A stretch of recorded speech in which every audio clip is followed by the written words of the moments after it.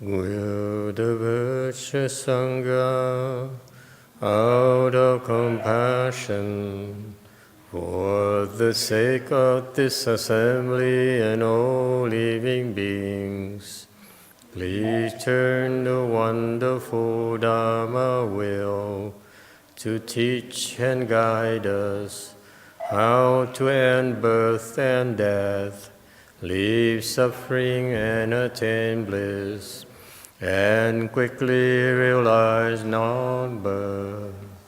Cung thính đại đức tận thịnh, vì thứ pháp hội cấp nhập thiết chúng sanh, thịnh chiến diệu pháp luân nhau đạo hạ mù, như á liêu sanh thoát tư ly khổ đạc lạc, tốc chứng vô sanh. Homage to the Blessed, Noble, and Perfectly Enlightened One. Nam mô Sadanto Suchedoye Alahadi Samyao Samputosye.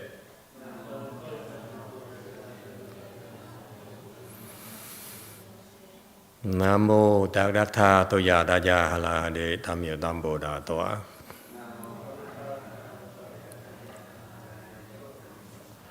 The unsurpassed, profound, subtle, and wonderful Dharma in 100,000 million eons is difficult to encounter. Now that I'm able to see and hear, I will receive and maintain it. I vow to fathom the thus come one's true and actual principles. Wu shang sheng she wei miao fa, bái chế quan chế nan zào yu, wo jin jian wen de shou chi, yuan jie ru lai zhe shi yi. O Buddhas and Bodhisattvas, Venerable Huideng, Venerable Xinhua, Venerable Left-Home people and all good advisors, Emitofuo. 诸佛菩萨、六祖、师父、上人，各位出家人，各位善知识，阿弥陀佛。Chư Phật Bồ Tát kính thưa lục tổ Hòa thượng Tiên Hóa, quý thầy cô và quý vị thiện tri thức A Di Đà Phật. Today is in the 6th of June 2020. We are gathered in Rosemead, California at Way Mountain Temple. We continue discussing the 6th Patriarch Sutra. We are beginning our second week of the summer chi, 3-week summer chi, and so we very lucky that the weather has been cooperating this week. Next week is a different story. It's going to be very hot, but not as hot as in Korea. I'm told Korea is very, very hot right now. Like even at night, the temperature is still very hot and humid. Am I correct? Yeah? Okay. Only third floor is hot. On the third floor is hot. So I suggested to them this afternoon, I have a talk with them, conference call to Korea, and I said, would you consider using the basement? They said, but the basement, I said, this is when you fill the basement up with water and make a swimming pool out of it, and you jump into it when it gets too hot. The Koreans don't like that American humor. Never mind. Okay, so we're very fortunate because we are still discussing, trying to explain, elaborate on the 6th Patriarch Sutra, which to me is the sutra on certain enlightenment of our school. Okay, when you learn Chan meditation, our Mahayana Bible, the Chan meditation Bible for Mahayana really is the Shurangama Sutra, and I can't give enough praise to the explanation from my master, Chinese master, Master Xunhua. His explanation in the sutra is outstanding. That's why I don't really have much else to add to it. Actually, I don't understand a good part of it myself, so let alone adding to it. But the 6th Patriarch Sutra here goes more into the teachings of certain enlightenment. Shurangama Sutra is more on the a roadmap, the detailed progression on your path to enlightenment. Is fantastic that the Buddha has tremendous wisdom. He would give us that kind of knowledge, that kind of roadmap. But when you do that, then you can't really elaborate much on the certain enlightenment teaching. So this leaves room for Venerable Huineng, our 6th patriarch, our most venerable patriarch, who to elaborate on this beautiful, wonderful Dharma of certain enlightenment, which unfortunately my master didn't elaborate as much, maybe because it wasn't time yet. Even though his elaboration, his explanation, the sutra is highly sought out by the Buddhists as well as non-Buddhists alike. I heard it's selling like hotcakes on Amazon and DRBA websites. But our interpretation, this 6th Patriarch Sutra, stresses more on the aspects that my master didn't have time to elaborate. Not that he didn't know. Maybe that because his disciples weren't ready for it. I feel you are all ready for it. Most of you are ready for it. That's why I elaborate a lot more on this wonderful Dharma door called certain enlightenment. Dharma door. Okay? And so we are, really, it's fantastic that it shows that you have great affinity to this sutra, that we're able to do a chanchi and have time to investigate this Dharma as well. So let's enjoy it. Let's take advantage of it, because very rare, I assure you, for you to be able to listen to a live lecture, sutra lecture on a Mahayana teachings, let alone the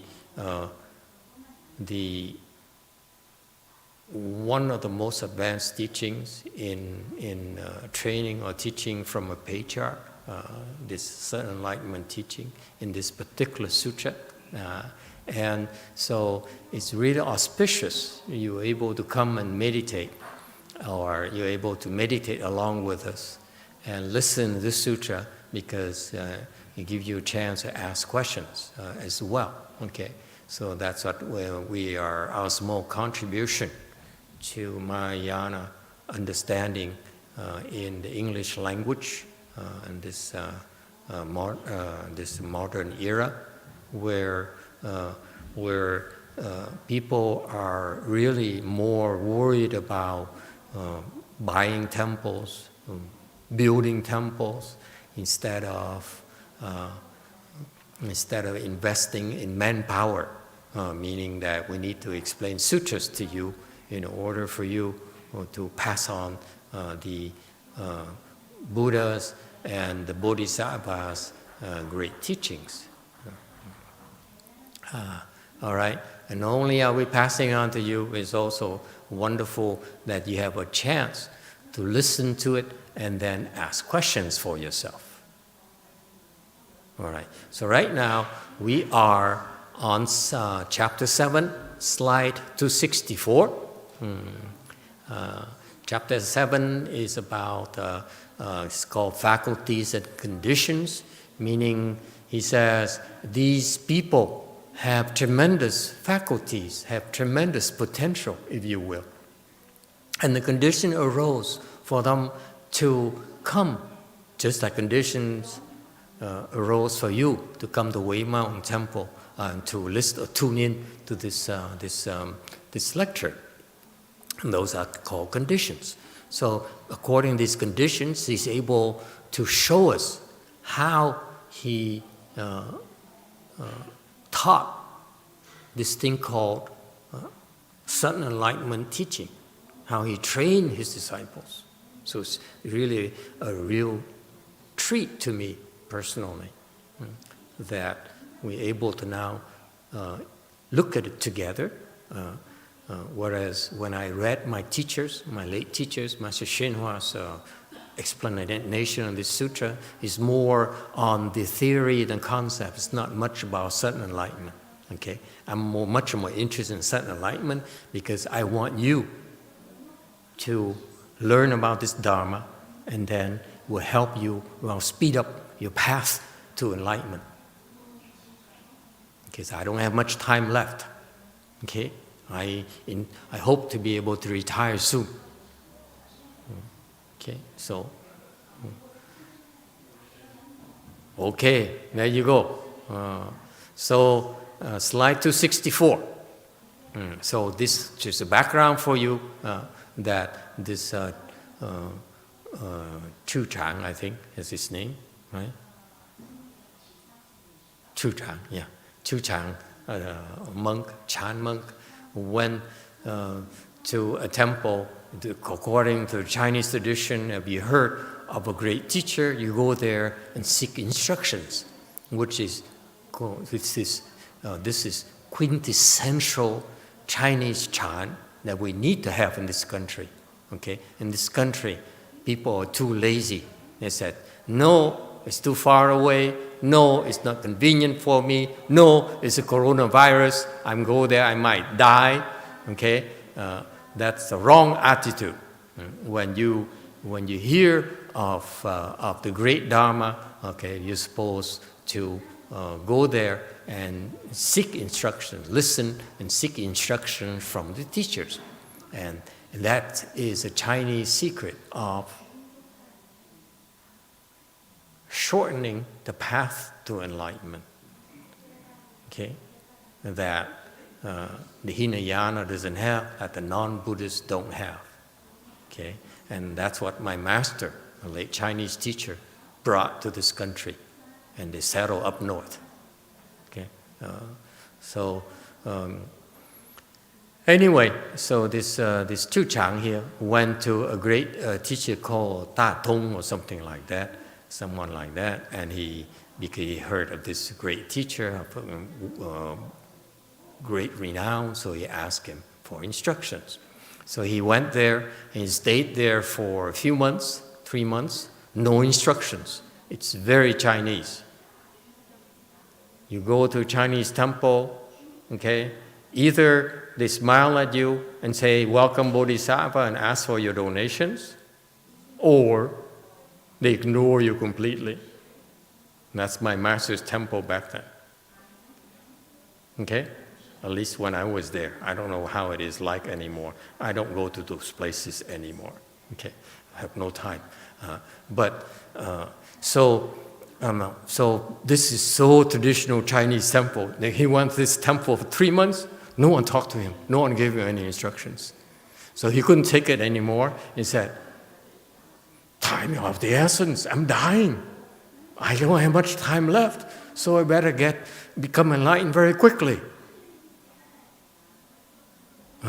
So he snuck into the abbot's private quarters.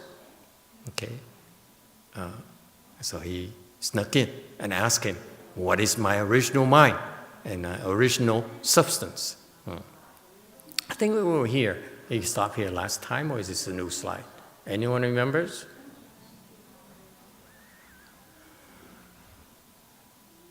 Yes.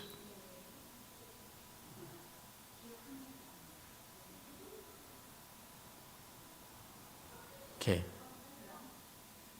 So he asked, he said, he got to the point. He said, what is that original mind that the Buddhas and Bodhisattvas talked about? And what is my original substance? Okay? No beating around bush. He said, hello, master, how are you feeling tonight? No, he says, hey, what is my original mind? What is my original substance? It's kind of rude, if you will.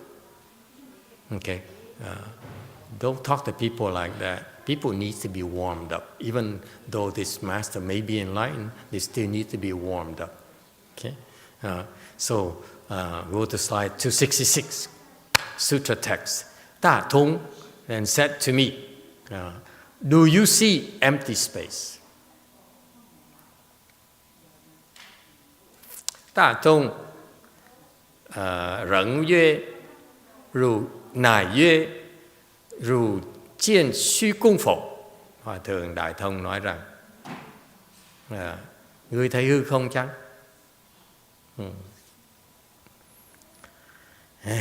The Vietnamese, they shouldn't add Hòa thượng. It's too much. You know, it's very Chinese. Chinese, Ta Tong. Okay, because it shows, you know, the Vietnamese adds a title that the great master Ta Tong said. And what is meant in Chinese text is that coming from the 6th Patriarch perspective, coming from Phá Hải perspective even, Ta Tong is just Ta Tong. He's not a great master Ta Tong because they're high level. You see, so when you added the Hòa thượng, the great master, the Vietnamese added something that's inaccurate and doesn't convey the status of Phá Hải and the 6th Patriarch towards Ta Tong. You see that? It's not just historical. I know the historians and the scholars and academians will say, no, that's inaccurate. No, the inaccuracy here reflects the status. Okay? That's why he says Ta Tong. He doesn't say great Ta Tong, great master Ta Tong, because he's no great master to Phá Hải, no great master to Huệ Năng, Master Huệ Năng. Is it clear? So that's why in the future, cut it out, okay? The other Vietnamese can be polite, whatever. We don't have to be polite. We just need to be accurate for a reason. All right, so he says, can you see empty space? The jian here, Chinese jian here is that it implies the ability. So the can is very good translation in English, okay? But in the Asian language, it's not necessary because the jian in Chinese character, I don't know with the other languages, but the Chinese character implies there is this ability to see, the seeing nature, you will. The translation is very, very good. Okay. And going to slide 268, Sutra Text. Yes, I said, I see it. 对曰见. Trả lời, thấy. Don't add more than necessary because it's the chant talk here, okay? They're very brutal. They don't say, oh, I think I can honestly feel that I see it. Okay, the chant is very, very direct. It says, yeah. Okay, actually, you can use a modern language like yeah, yes. But the Chinese polite, they say, 见, I see. Yes, I see. Okay, all right. You cannot miss these when you see these chant masters talk. The language is very precise. You don't want to add more or you want to subtract either. And this is the problem with the Vietnamese translation. They mess it up. And often I see in the English translation, they mess it up as well. but it's not as bad as the Vietnamese. Okay, it's not about polite. It's not about being polite. It's not about protocols and so forth. At this point here, is very direct. Okay, their exchange of words is very, very direct. Very special moments. It's not a social call. This is a matter of life and death. Is it clear? That's a mindset you must have. When you look, when you study these things, you understand these people. You know, is that no more formalities, no more pleasant words. Okay, let's get to the point.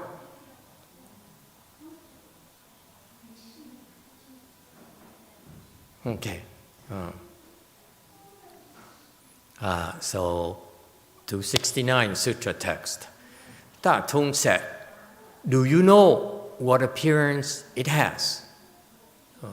礼曰：汝诸事共有相貌否？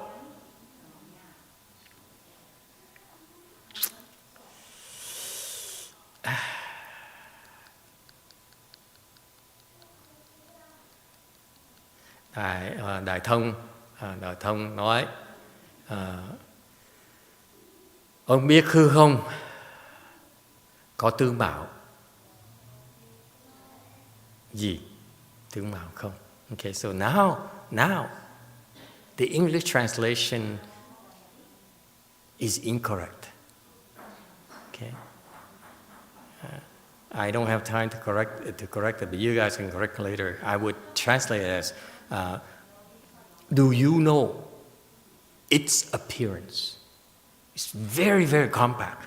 Do you know what it looks like? Do you know its appearance? You see how much punchier the question is. Do you know what the appearance? You just say, does it have an appearance? When you say have an appearance, it has. It's literary now. It has. You know its appearance? It's a very pointed question. Can you appreciate that? Huh? So fix the English, okay? Our English version has more Chan flavor, I assure you, by the time we're done, when I'm not lazy. Okay? So that's what 270 commentary should be. And then 271 Sutra Text. I replied, empty space has no form. How could it have an appearance? Okay. 退曰：虚空无形，有何相貌? Còn đáp, hư không vô hình, làm sao có tướng mạo?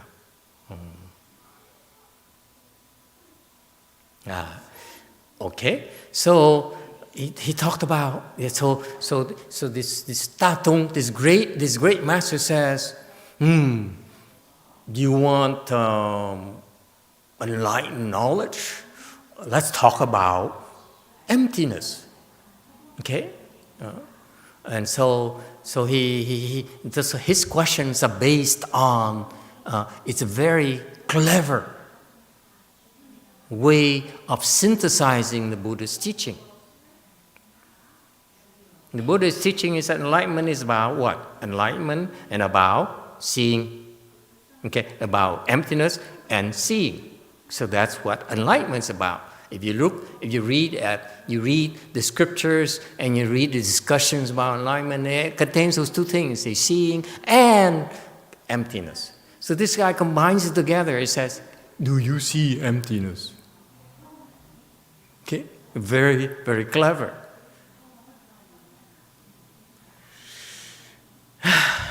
Yes, finally someone is awake. Dạ thưa thầy, con muốn hỏi câu Việt Nam á, con đáp hư không vô hình làm có tướng mạo. Làm sao có tướng mạo? Dạ. Cảm ơn. I forgot. Yeah, sorry. I fixed it. The Vietnamese translation I didn't like. I went through this earlier and I fixed some of the English and some of the Vietnamese because the Vietnamese annoy me. And the translation really bothered me. Thank you very much. Làm sao có tướng mạo? Vietnamese is okay. English is okay. All right. So far so good. So this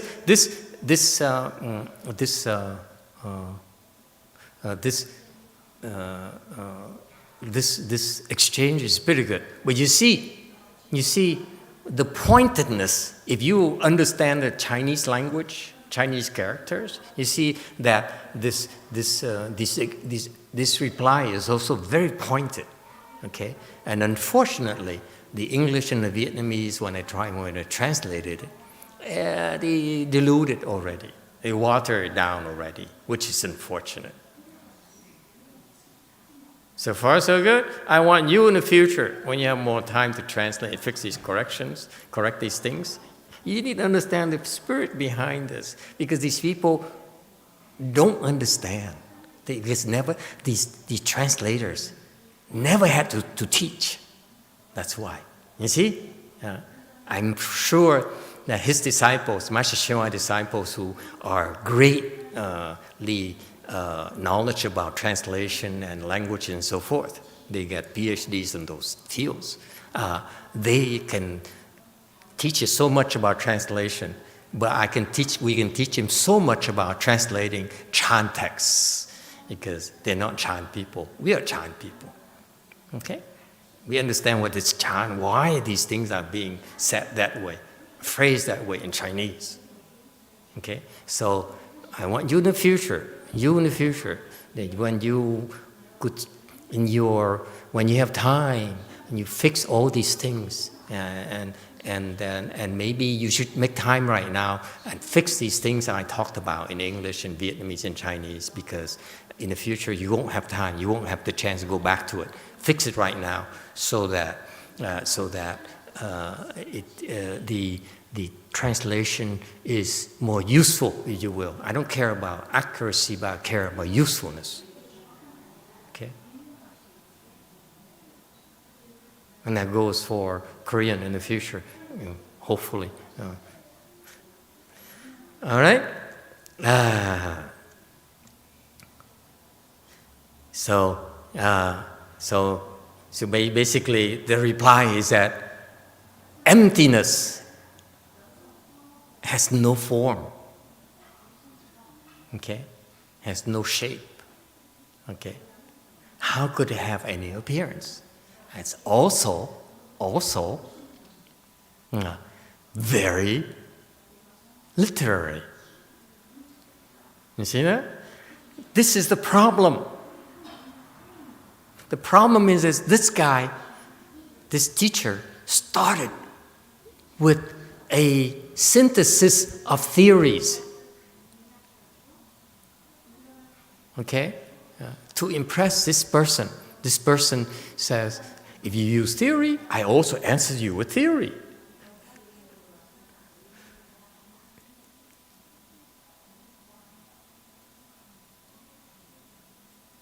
You don't appreciate this.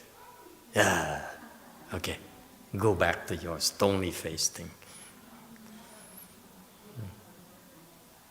272. Sutra Text. Tong said, your fundamental nature is just like empty space. To understand that nothing can be seen is called proper seeing. To know that nothing can be known is called true knowing. 比曰汝之本性犹如虚空了无一物可见是名正见无一物可知是名真智 Ngài lại thông báo bổn tánh của ngươi ví như hư không, tròn không một vật có thể thấy gọi là chánh kiến, không một vật có thể biết gọi là chân tri. Oh yeah, it's okay. I wish I am less lazy and correct all these things for you, but I'm too lazy. I'm not interested in the translation part of it. I'm more interested in teaching you to become enlightened. I don't care if you appreciate the text. All right. 273. Tong said, your fundamental nature is like empty space. So it's also, this is a typical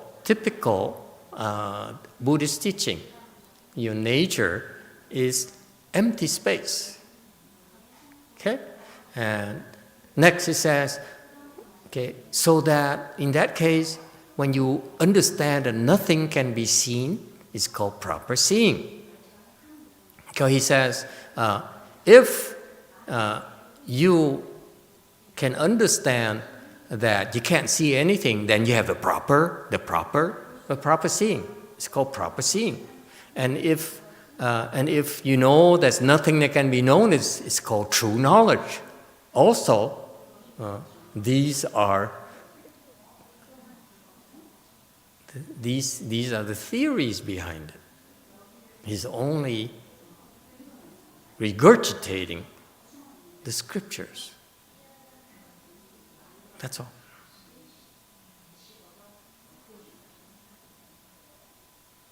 You can read this anywhere, and you tell this to these bookworms. They say, "Oh, I know that. Why are you telling me? I know that already." So you see, I travel all this way to you. I have to sit here and wait for you for 3 months, and then you tell me something I heard of before, I read before. So what's the point? Okay, this is if this happens in America, that's the kind of thing that Tong's going to get from these Americans. They have no manners. Okay, but China is okay. And then he continues, Sutra Text on 274. Tong said, there is nothing blue or yellow, long or short. Simply seeing the clear, pure original source, the perfect, bright, enlightened substance. 无有金黄长短，但见本源清净觉底圆明. Không có xanh vàng dài ngắn mà chỉ thấy cái bổn nguyên thanh tịnh giác thể viên minh. And let me tell you, this drives me crazy. I went to these Chinese temples, so many Chinese temples, Taiwanese temples, mostly Taiwanese temples, to be honest. In my time, at least that's the access. I have access to Taiwanese temples. I never was interested in going to China. So anyway, so this is what and you listen to these Chinese so-called Dharma masters.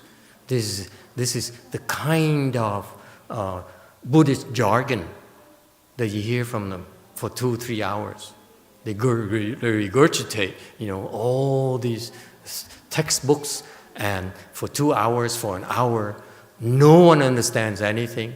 They don't understand anything, and they all walk out there so impressed. And if you do not use these jargons, you do not quote from these texts, then the Buddhist disciples would be very unimpressed and said, this Dharma master doesn't speak Dharma at all. Okay, yeah. And that's the sad state of Dharma lectures nowadays. Okay, that it's a lot of regurgitating, a lot of synthesis. It's nothing original that applies to the nature of your stupidity. Where you stuck, where you stupid. Okay? So all this is theory. It's nothing blue, it's no color. Okay? On slide 275, it's no color, it's no length, It's no discrimination, you will. Color is discriminating the different hues and so forth, and the length. Okay, he's talking about no discrimination. Okay, he says simply seeing the clear, pure original source. Okay, the perfect, bright, enlightened substance. Now, if you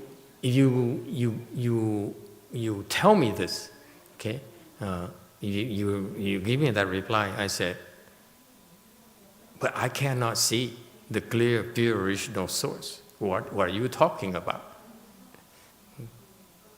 And you call it the perfect, bright, enlightened substance. Do you see it? If you ask me, you talk like this to Westerners, you're bound to find someone who's just going to give you that kind of attitude. Okay?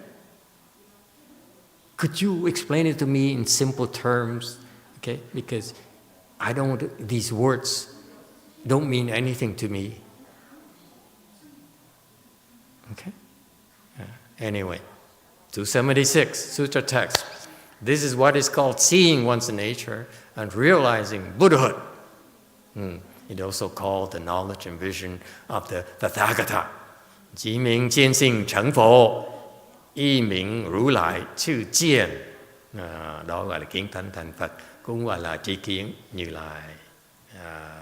277. So he says,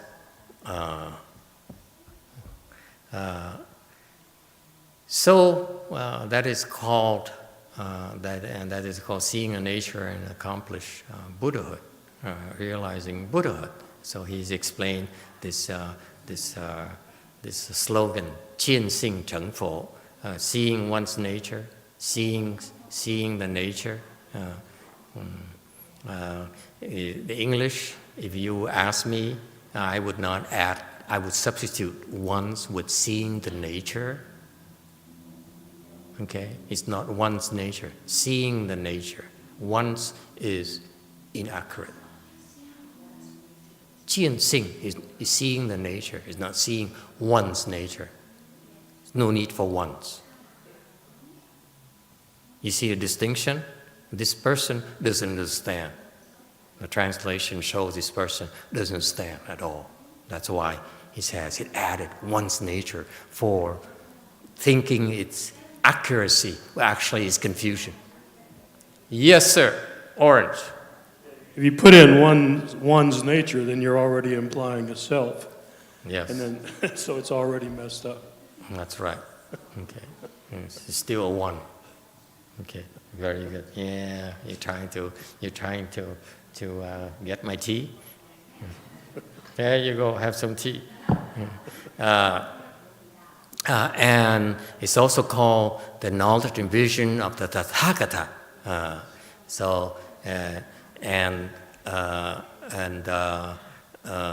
What does it have to do with the knowledge and vision of the Tathagata? I have no idea why this Datum he added the knowledge and the vision of the Tathagata. He's overdoing it. Okay. The problem with regurgitating thing is that you tend to add more so that it sounds more impressive. 278, Sutra Text. Although I heard this instruction, I still do not understand and beg you, O Master, do instruct me. 学人虽闻子说，犹未觉了。己 is it 己 or 己？己和尚khai示. Học nhân tuy nghe thuyết như vậy nhưng vẫn chưa hiểu thấu đáo. Cúi xin Hòa Thượng chỉ dạy. He says 学人. 学人 he says this how do you translate it? The person who's studying, this student, okay? And he dropped the student. He's a student of the way. 学道的人. That's what the 学人 is a abbreviation for 学道的人, the student of the way. Okay? It shows sincerity. I'm a student of the way. I'm not a casual thing. Okay? People, they come to you, come to the temples because they go there for fun, for entertainment, for a break. But I come to the temple to study the way. Okay? I'm learning. I'm seeking knowledge. I'm seeking understanding. So you don't want to drop this thing. I seek understanding. So it puts pressure on the master. You see? The Chinese is very subtle. 学人, he says, I'm a student of the way. Please teach me. It's very Chinese. It's very subtle. You need to appreciate it. It's a cultural thing that we need to point out, that we don't have in this country. This country is that, here, I pay my tuition and fees, teach me. Over there, I'm humbly seeking. I'm learning more about the way. It's very Asian. Okay? And if you translate without that, you drop that part, you missed you are truncating. You are what is it? What's the what's the graphics thing? What is it? Truncating? What is it? Huh? Cropping. Thank you. You're cropping the picture. Okay? Sacrilege. Cut it out. I bet you that all the English translation of the DRBA would fail all these subtle, cultural, and accurate exchange of these Chinese Chan monks. Okay? It's not, you don't learn this in the colleges, in the universities. You can't. The professors don't get it.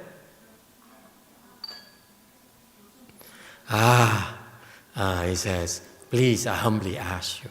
I'm a student of the way. I humbly ask you to teach me because I still don't understand those instructions. You see, now, you understand. Now, this is the context. This is very important because this guy here shows his sincerity. He went to the great no advisors, seek for instructions. All those people did is give him a bunch of theories, bunch of balonies. Okay? And he never gave up. This is what's beautiful about this. He never gave up. He kept on asking, going to the next good no advisors. Whereas you nowadays, he says, well, let me drive to Rosemead. If he doesn't answer me, that's it, I tried. Okay? You lack sincerity. You're not willing to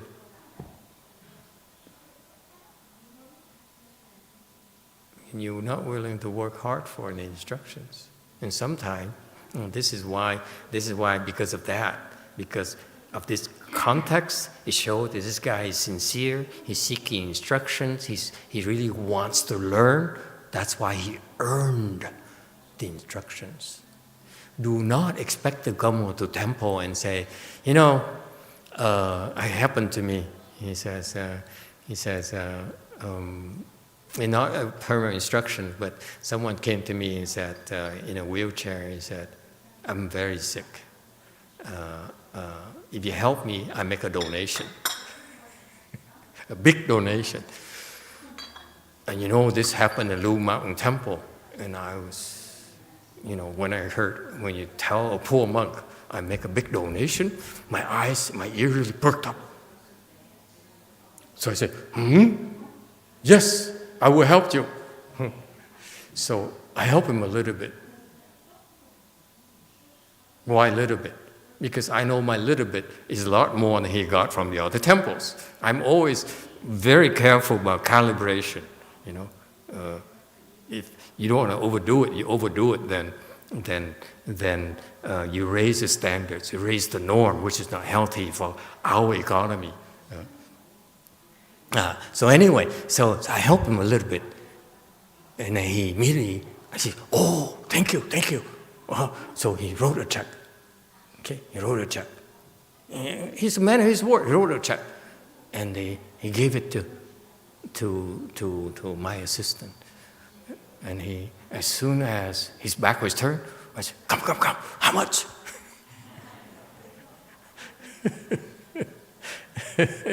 You know how much? That day, I made $200 in 5 minutes. Very good rates. I'm sorry to bring up money, but my point to you is that there's more to life than just money, and this is where the Westerners are wrong. You cannot show sincerity by money. Okay, that's wrong. Okay, so anyway, this guy kept on seeking, and so that's how he earned his instructions from the great patriarch. Okay, that's why the lesson you learn so far is that you keep at it. You don't say that I'm disappointed. I'm not learning anything from these temples and from these great teachers and so forth. It's a waste of my time. No, you keep on going and going and going. Okay, is that clear? Sometimes they don't, they don't tell you anything for a reason, and it's a test. Anyway, continuing. Any questions? See, I explained you the intricacies of the situation. That this is called a mise en scène, if you will. Anyone speaks French? What's a mise en scène? It's just like when you start a movie. When you watch a movie, the first part is a mise en scène. They kind of tell you, set up the situation, who the players are, what the issue is, and why there is someone being shot or killed. Okay, that's so it leads to that, to the action, if you will. Okay, so this mise en scène is very important because without this, I doubt that the 6th Patriarch would bother teaching Zhu Chang. I tell you. Okay?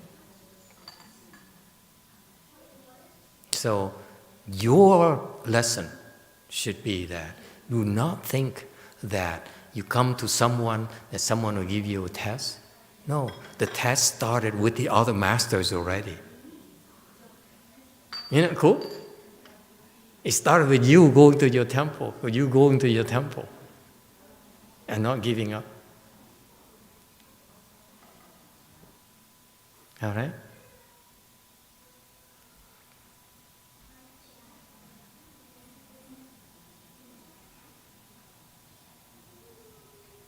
Hmm. 280, Sutra Text. The Master said, your former Master's explanations still retains the concept of knowing and seeing.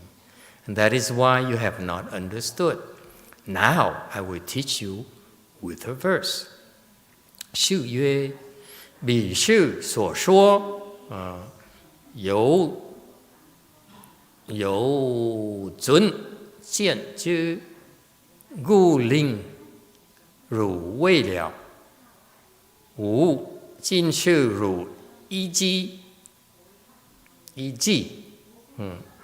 Sư nói chỗ Sư Đại Thông nói đó cũng còn sự thấy biết, nên khiến ngươi chưa hiểu thấu.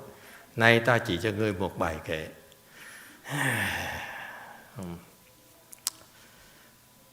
All right. So he says, it's not former. Be is that. It's not former. That master explanation. Agree or disagree, you Chinese people?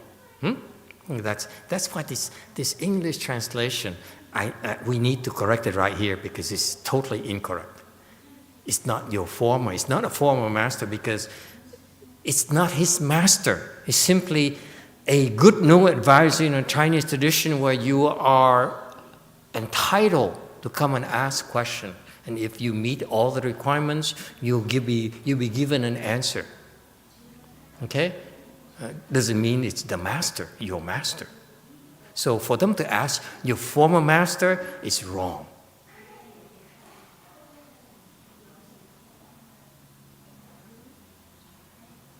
Okay?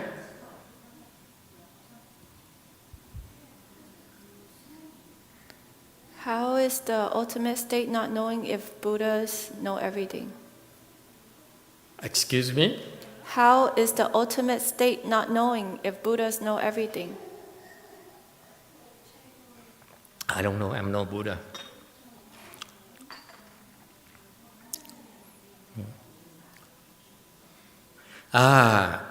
So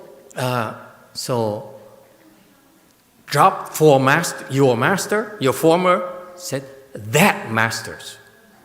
Okay? Change English to that, if you will. Okay? Someone should change it. Okay? Still retains the concepts of knowing and seeing, and that is why you have not understood. Okay? The seeing and knowing here is from the scriptures, from the Shurangama Sutra. You read the Shurangama Sutra, the Buddha will explain to you there's something called the seeing nature and the knowing nature. Okay, so this master only used those concepts from that sutra. That's why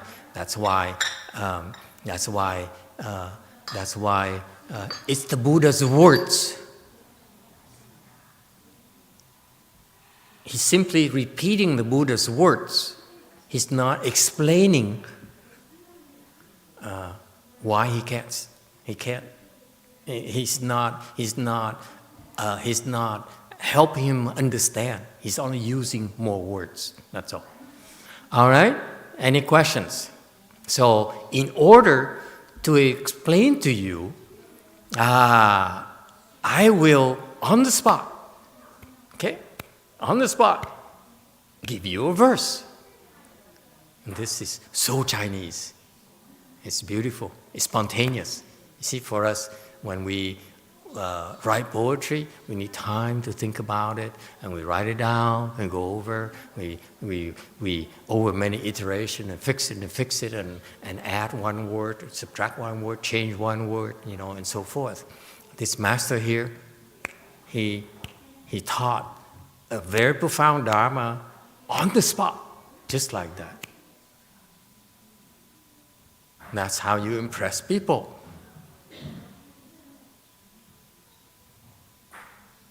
Okay? That's what you, boys and girls, need to learn. You don't impress people with material things. You impress people with your teaching.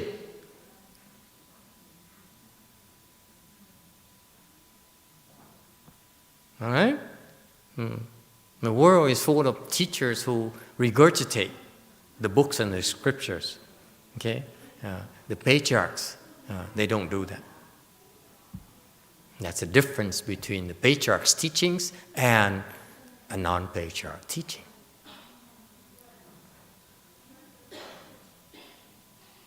All right? Listen to my verse. 282, the verse, Sutra Text. Not to see a single Dharma still retains no seeing. Very much like floating clouds covering the sun. See, the original text, I changed it. The second line is something like greatly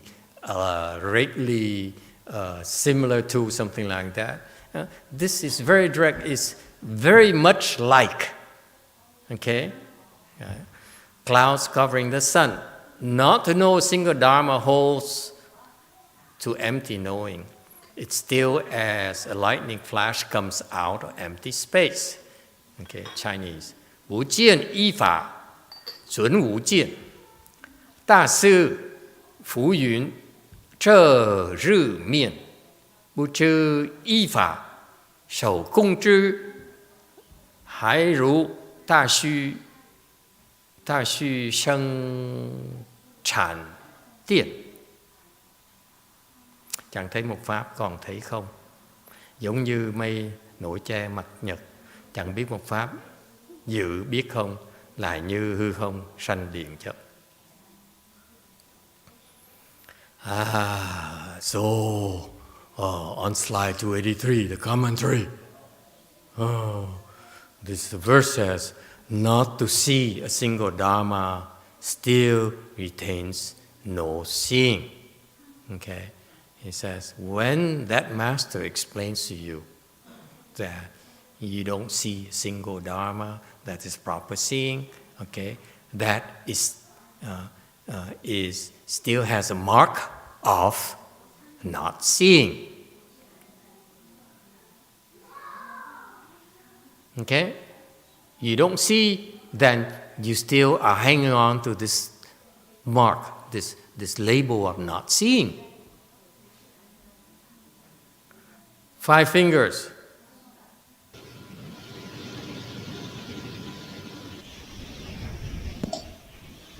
Master, is this questioning monk some kind of Arhat? No. Okay, thank you.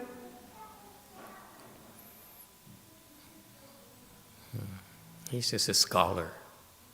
This is what happens to the monks and nuns who practice Chan and go back and check the Chan books and the scriptures. This is how you end up being, just like him. You know, so full. Your head is so full of this junk in here that they are contradicting each other. Okay, that's a problem with reading, with knowledge. All that knowledge is contradictory. It causes conflicts in your mind, causes doubt in your mind. So the master is very blunt. He says, if you say you're not seeing a thing, you still have not seeing. You still have that. So it's not empty. Okay? Very much like floating clouds covering the sun. Okay?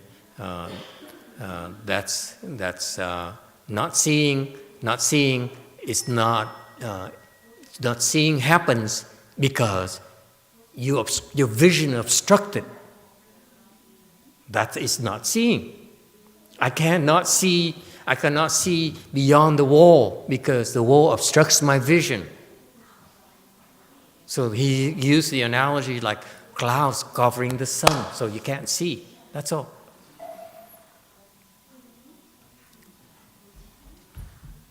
(284).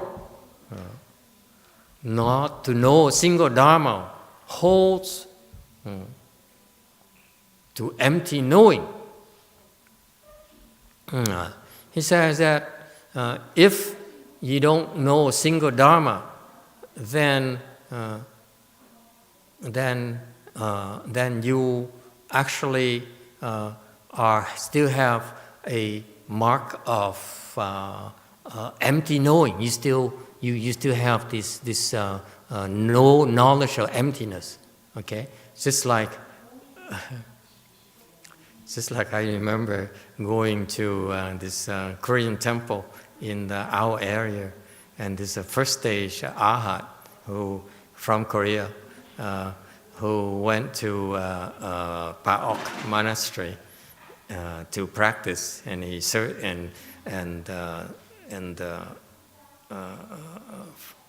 and that's a plus for Korean Sunims. They go all over the world to seek for instructions, and that's a very great tradition.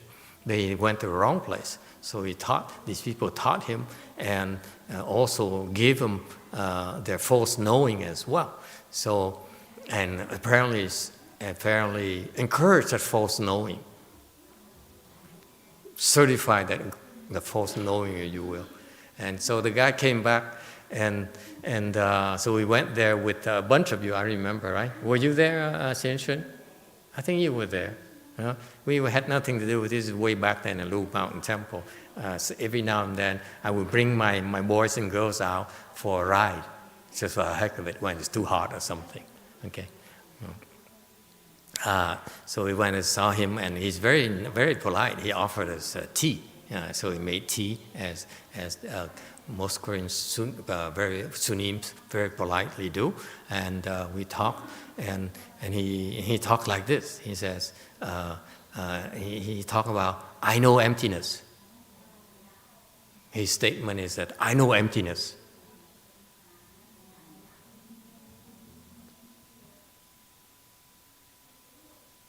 He was so confident, he's so sure of himself. I looked at him and said, should I shoot you down? Or not? So I waited and waited for my disciples and see their reaction. And, many of my disciples were way ahead of him already at the time, so I was more curious to see their reaction to this guy who is so full of himself and so misguided. And I was pleased. I was very pleased, let me tell you. All these people were very polite. They didn't show anything. Okay? Yeah. They didn't express any form of disapproval, which is very, very good. It's called embracing stupidity. Embracing. And that's a problem with half knowledge. Okay? Yeah. When you reach a first stage Arhat, you have this state which is wonderful that you never experienced before. And unless, that's what happened to his teachers as well. And unless someone tells you, explains to you, there's no way for you to know. No way. Okay? There's no way for you to know on your own. So, it's the blind leading the blind, if you will. Okay? And the same thing here, happened here at that Chinese temple. It says, so the great Master Huineng says, if you say that you don't know a single thing, there's still a mark of not knowing. Okay, that's what I try to allude to that Korean monk. I said, I didn't say that you still hold on to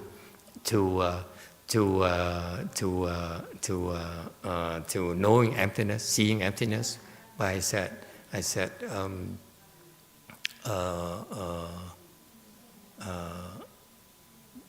but you're still seeing. And he immediately dismissed my comment, and went about his wonderful understanding, and he feels he's a fourth stage Arhat. Yes, 5 fingers. Master, didn't you just tell him you're wrong or something? I'm sorry? Didn't you tell him that you're wrong or something? I'm sorry? I don't remember. She was there. I don't remember. She I was a was lay there, person. and then you said, no, you're wrong. Yeah, something like that. When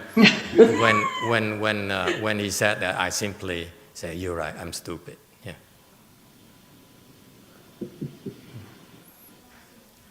So anyway, so empty knowing. Next one. It's still as a lightning flash comes out of empty space. Okay, and so the great Master Huineng says, if not knowing is not seeing, it simply can be an analogy as your vision being covered up by the clouds that covers up the sun, so therefore you can't see. Okay, and not knowing single Dharma is like a lightning flash that comes out of empty space. Okay.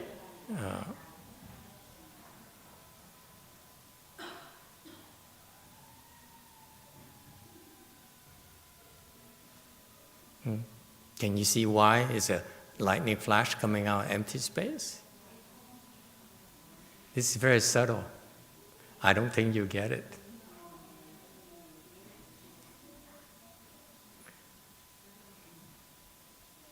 Yeah. Not you either, boy. Yeah.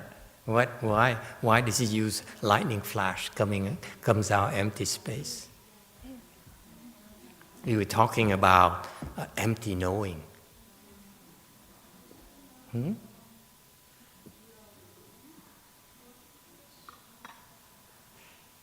Come on, what is it?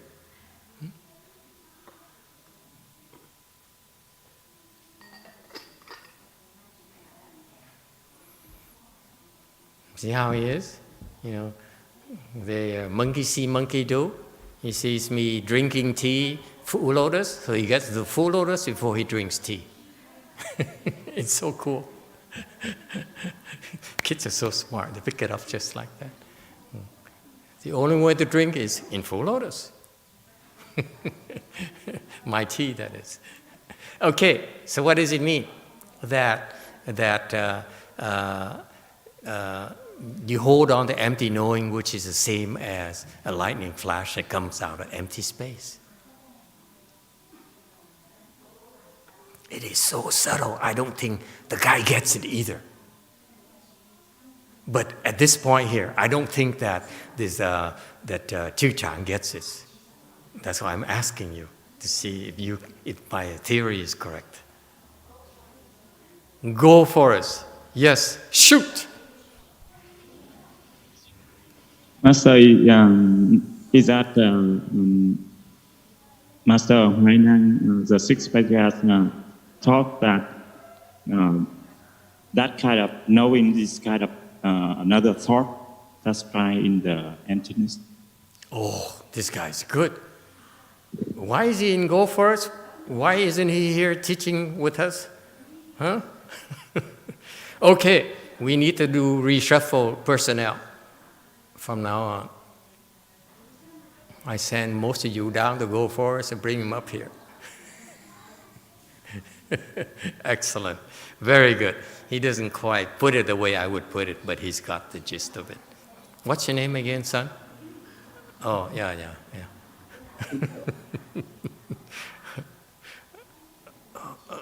Who's your former teacher?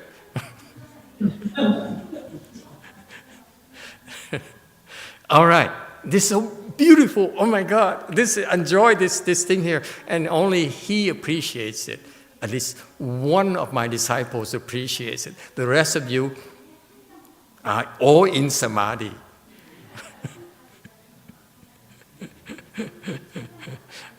Beautiful. Okay.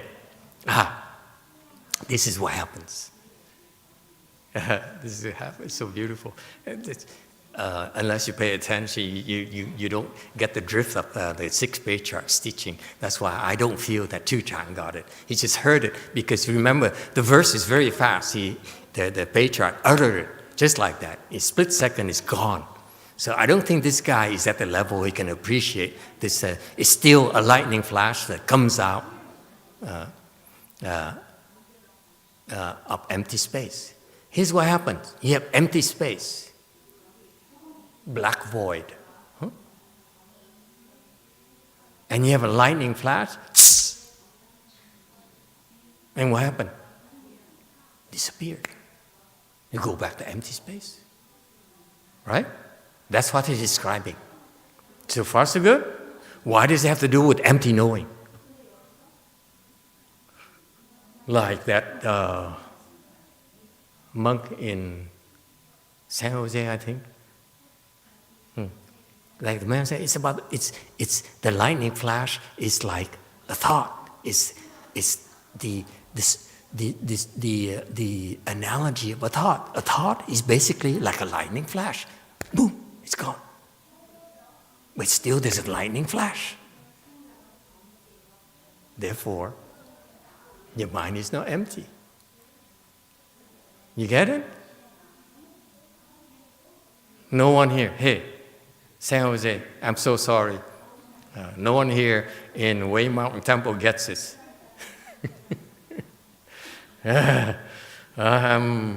My hard work is falling upon deaf ears.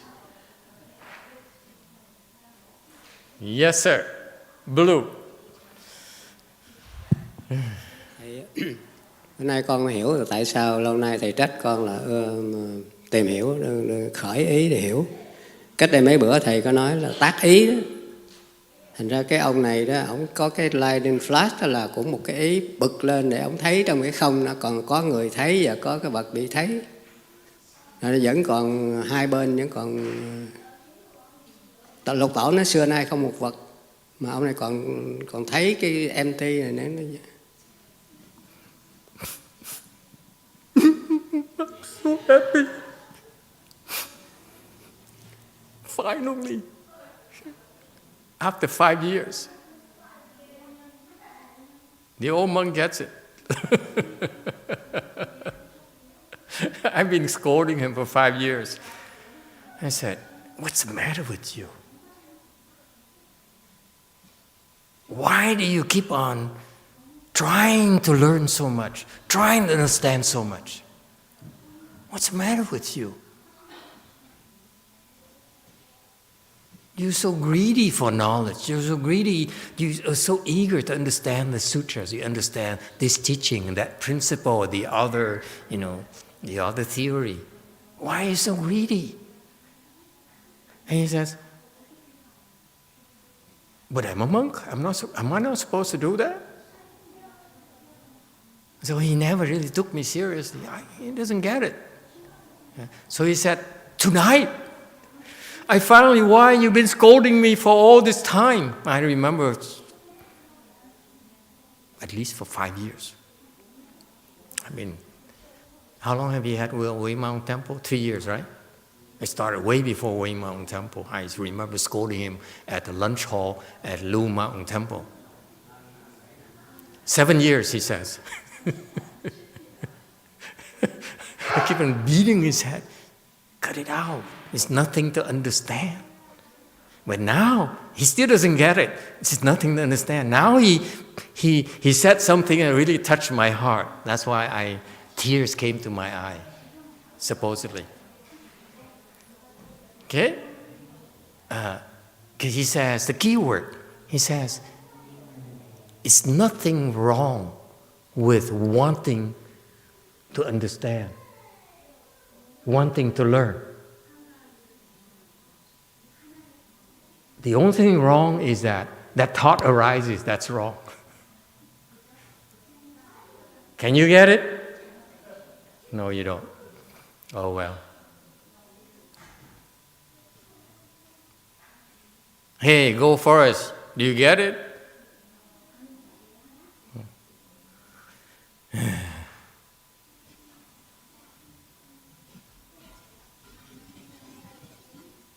I'm so full now. I'm no longer hungry.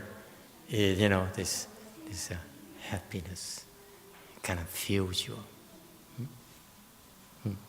All right, very good. So this. What did I do? Okay, very good. 285, Sutra Text. The verse continues. This knowing and seeing arise in an instant. When recognized wrongly, how can experience be understood? If in the space of a thought, you can know your own error, your own spiritual light will always be manifest. 此之见必然心 be, right?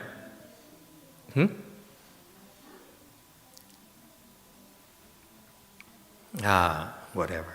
Please put up for my Chinese. 做任何身解方便，汝当一念一念自去非，自己灵光常显现. Ý kiến này bỗng nhiên dấy lên, lầm nhận đâu từng hiểu phương tiện. Ông phải từ một niệm tự biết lỗi, từ kỹ linh quang thường hiểu hiện. The Vietnamese is so difficult to understand. It's okay. Yeah. Okay, 286 commentary. This knowing, seeing arise in an instant. So the Patriarch says, this knowing and seeing, what is called knowing and seeing, okay, it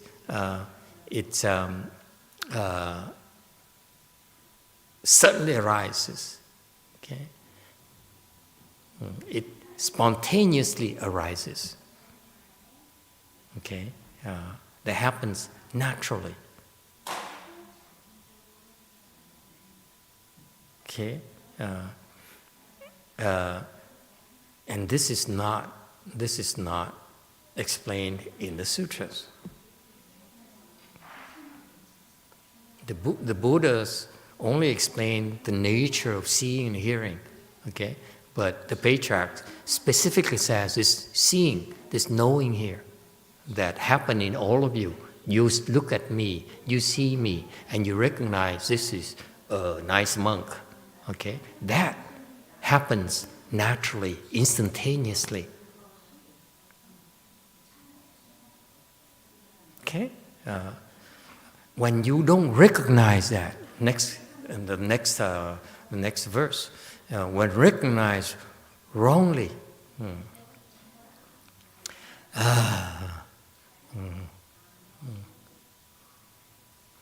it's not wrongly. If recognized incorrectly, not wrongly. Again, English confusion. If you recognize incorrectly, 何增解方便, how can you possibly understand expedience? Okay, and this is just to elaborate a little bit for you why this is, how can expedience be understood? It really means that if you start with the wrong understanding and the wrong seeing, the wrong knowing, wrong seeing, okay, no matter what the Patriarchs do when explained to you, you cannot understand. Isn't it beautiful? It is so beautiful, and it's so Chinese as well.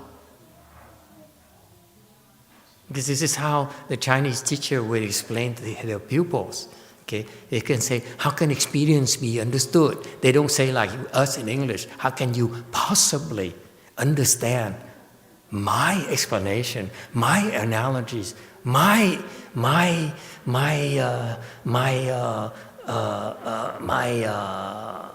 things? Because fundamentally,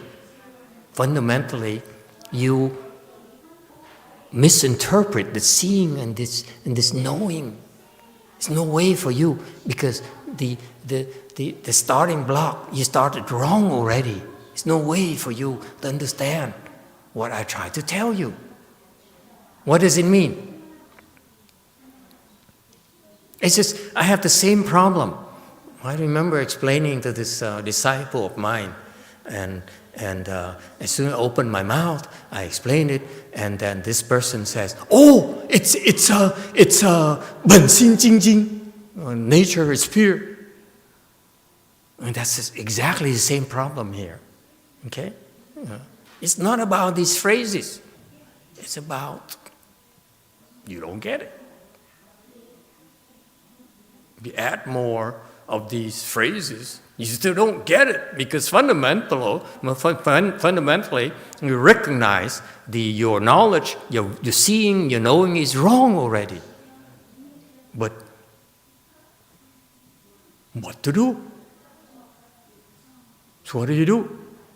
You say,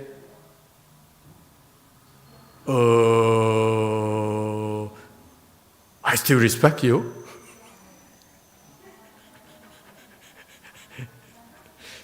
You don't find it funny. I had to think about it before I answered. Never mind, you guys don't appreciate my humor. Never mind. Okay, next, 287. If in the space of a thought you can know your own error, your own spiritual light will always be manifest. So he says, if that when that thought arises, okay, 当一念means that when that thought arises, it's not in the space of a thought. Can you understand that, my English? Huh? You see the difference in the space of the thought versus when that thought arises?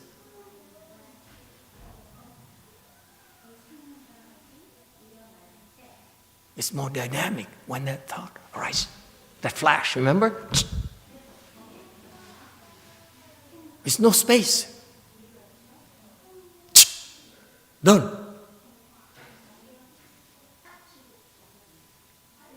Achu. Takchu. Takchiko. There you go. All right. So in that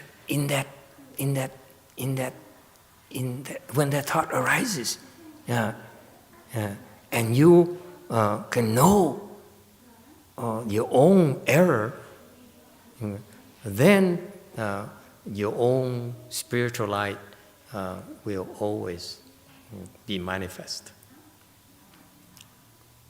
What does it mean?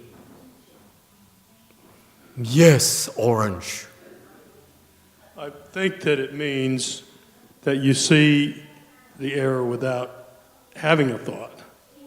The thought arises, but you're already seeing the error without even thinking that there's the awareness of the error. You don't think, oh, there's an error. You just see it. I Not think quite. that's what it means. Not quite. This guy is not enlightened yet. Anyone else? 5 fingers. Oh, 5 fingers over here. Yes. Master, so the light, Guangming is manifesting, does that mean you enter Samadhi? Yes and no. Okay. Yes and no? Oh. Yeah. Did you just have lunch? I can't hear. We had lunch and we are all very sleepy. Yeah, I can tell. And that's why I asked. Folks, and this 5 fingers from Korea, those of you who are not here. So they eat a lot of kimchi. So that's why. Go for it. So Master, does that mean that you reverse the seeing back to your seeing the nature? No, that's too advanced for me. Don't embarrass me.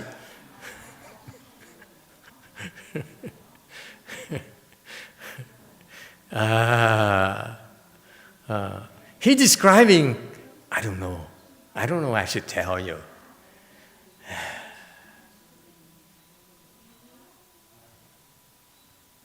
Chung Yin, should I tell you? Is it still hurting? It hurts more than standing, or? Chung Yin is sitting here for the last hour. Last hour. Can I go back to standing and no sleeping thing?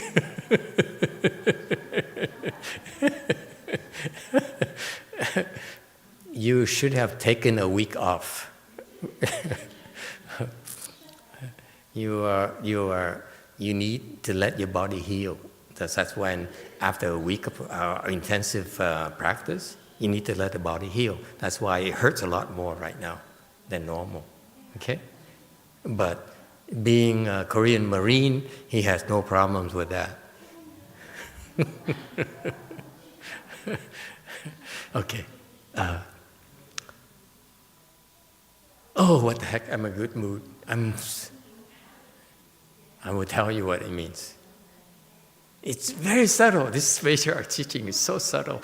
It's so cool. Now I sit here with you and I look at you and say, should I tell you, shouldn't I tell you? And I said, well, I think you might be able to appreciate this. Huh? Okay. Or something you can look forward to, you will. It says, when a thought arises, not a space in a thought. Remember? When the thought arises. Okay? When the thought arises. Okay?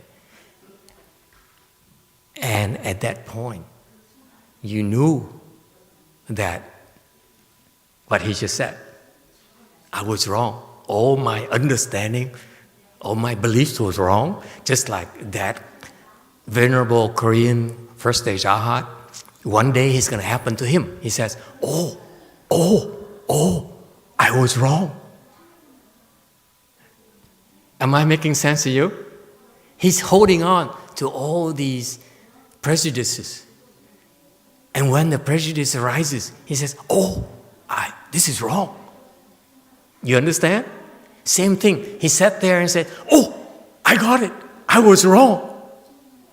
Okay? When it happens, your own spiritual light will always be manifest. Meaning that's when you are enlightened.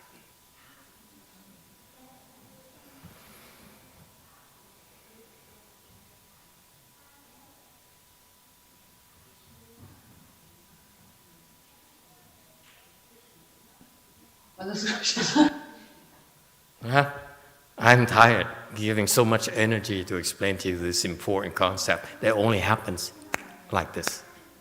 Okay, that's it. You miss this, that's it. You miss the boat again. Can you see that? That's why, five finger is so difficult. You miss this, okay? You miss it again, and again. That's why you better off going to the Pure Land.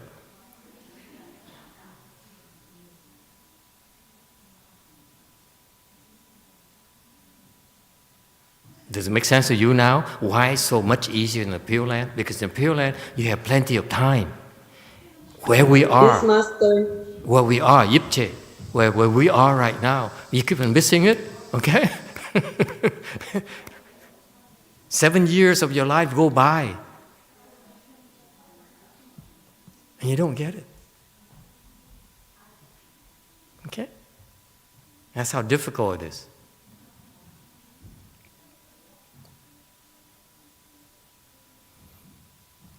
Questions? I don't know what I ate today. It seemed like we didn't have much. What happened to Qian Tong? Did somebody beat her up or what? She's downstairs cooking? Still? She's cooking for tomorrow? Oh my God, you better become enlightened by tomorrow. This woman misses the lecture for 2 nights in a row. Wow, that's making sacrifices. And in missing her moment of enlightenment. Tough luck.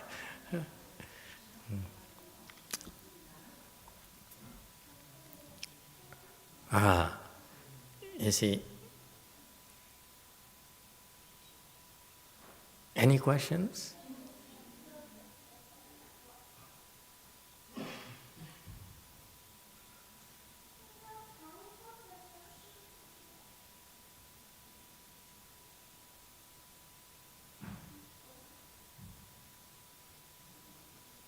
Okay, let's continue. 288, Sutra Text.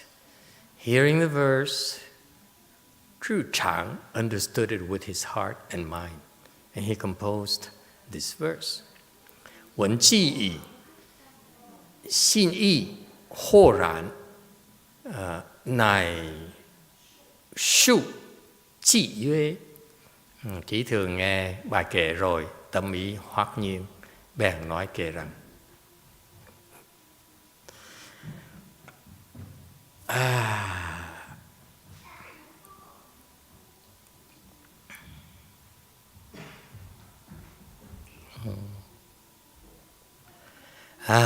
So after, remember this verse that the 6th Patriarch said, he said it very quickly. Okay, so it's come very quickly, and that's the beauty of it. Even though it's only maybe eight verses, within that space, he's able to connect with Zhu Chang. And hearing that, Zhu Chang had a sinta, an insight. Okay, and he says, so when he heard the verse, 心意豁然, Xin is what? Xin is right here. Okay? Yi is up here. Okay? So his heart and mind, 豁然. Okay? Ho, is there a sudden concept in ho? See, they're not translating it. Suddenly, brighten. Suddenly, are illuminated. That's how I would translate this. You got that? You see how the English translation is such a piss poor, if you will? Okay? The heart and the mind suddenly are illuminated.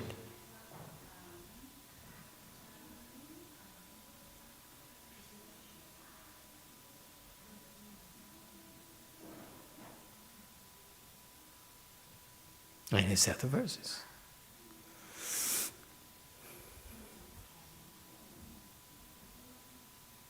All right?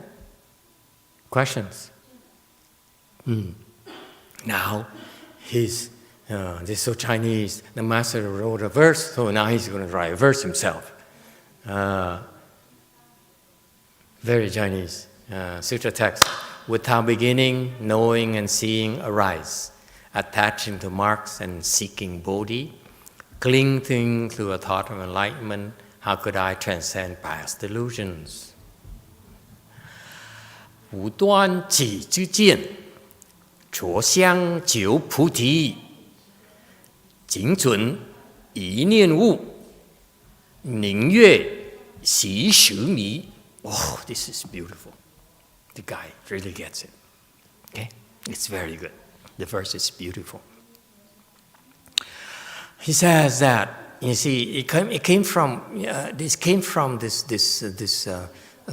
lòng tha thiết. I don't know how to say that in English. Lòng tha thiết. This is in earnest. In earnest. Cái lòng rất tha thiết. This is the verse here expresses his earnestness. Okay? So he's very touched, if you will. He's very touched. He says, since beginningless time, since so long ago, that I forgot when it started, that no one knows anymore. Not you, not me, not him, not anyone. He says, since a long time ago. That's very Buddhist, sir. Okay? The non-Buddhists don't have the concept. The non-Mahayana don't have that concept. Hinayana don't have a concept. In Mahayana, since beginningless, because Hinayana, they can see back the past so far. That's it. They cannot see more than that. Whereas the Buddha's wisdom is way, way, way beyond that. Beyond anyone can ever remember, can possibly remember. Only the Buddha sees that. We don't see it. Okay? So he says, without beginning, he's quoting the Buddha. Okay? So this guy is very well-read. He's very erudite. Okay? He's no slouch. Okay? He's very knowledgeable. He says, so simultaneous knowing and seeing arise. That's from the books. Excellent. Good start. So he's combining his erudition. Okay? Simultaneous time, knowing and seeing arise. That's correct.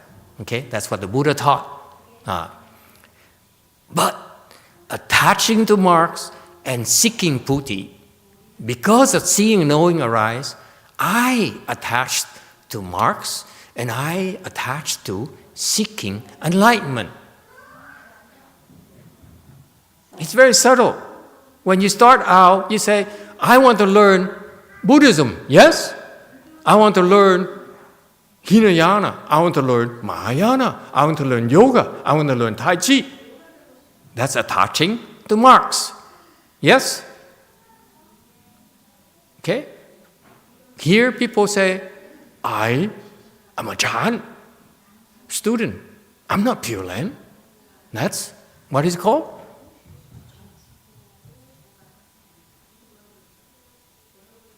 What does it mean? Attaching to your fist. Yes? Is that what you mean? Very good. See, attaching to your fist, attaching to your marks. Excellent. I think I understand her analogy. Okay? Attaching to marks.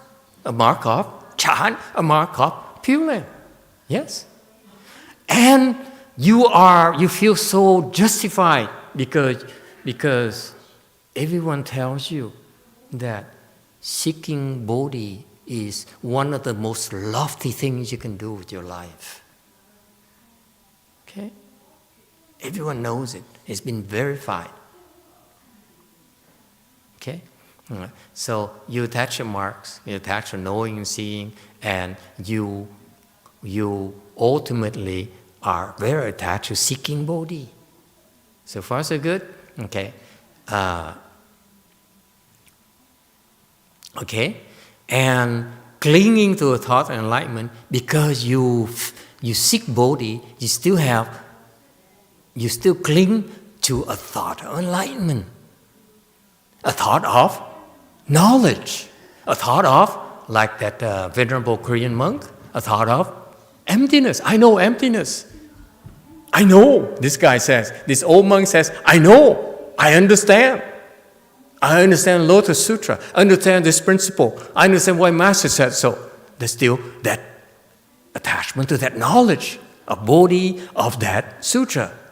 That, like that venerable Korean monk, he attached to, I know emptiness. He says, I know emptiness. I know. Okay? So that's similar to clinging to thought enlightenment. How could I transcend past delusions?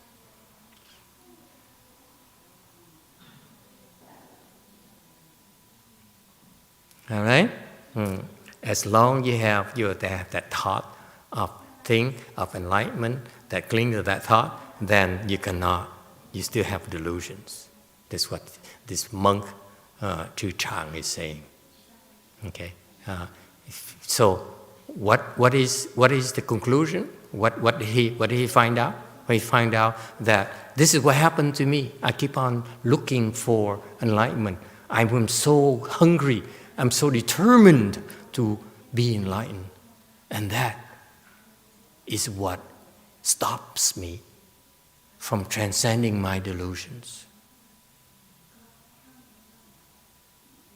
Just like that person I mentioned earlier who says, my nature is fundamentally pure. You still have that thought of purity. You're dead.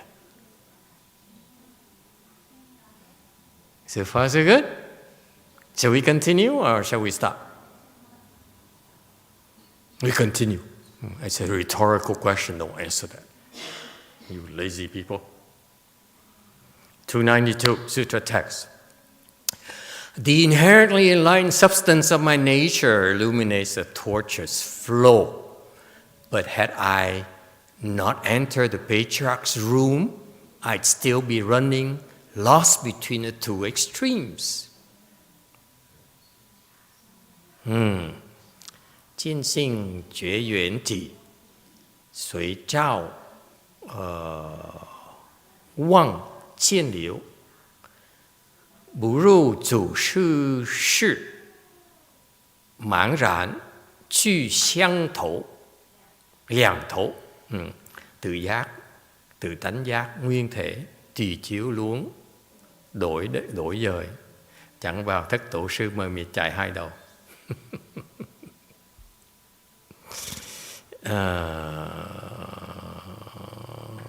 It's not dull. Well, anyway.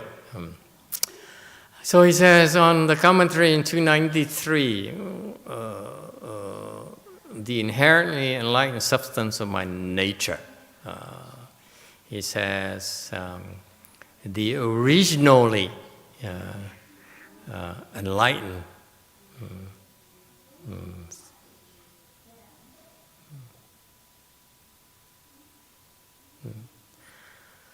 the 自心觉缘体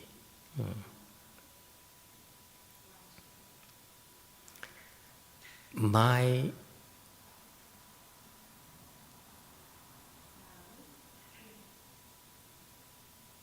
own nature enlightened original substance. Yeah, it's close enough. I'm just trying to see where this person, how to describe it to you, but this is fine. We don't need to go to great details. Illuminates a tortuous flow. He says that my original Buddha nature, your original Buddha nature. When he says my, he means our, all of us. You too, even though you're not Buddhist. Your original enlightened nature, okay? You have it, okay? Illuminates the tortuous flow, okay?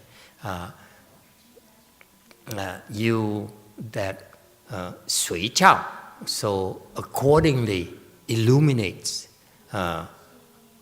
Wang Jian Liu, the torches. Wang is torches.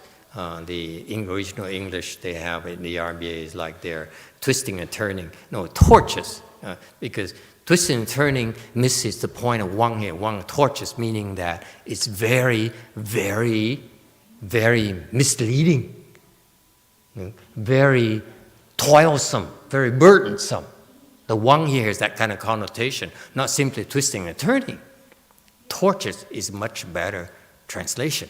Okay? Anyway, so he says, my weary, all this ups and downs of life, are like the twisting and turning of the river flows. Okay, this is an analogy of the way we revolve in the wheel of reincarnation.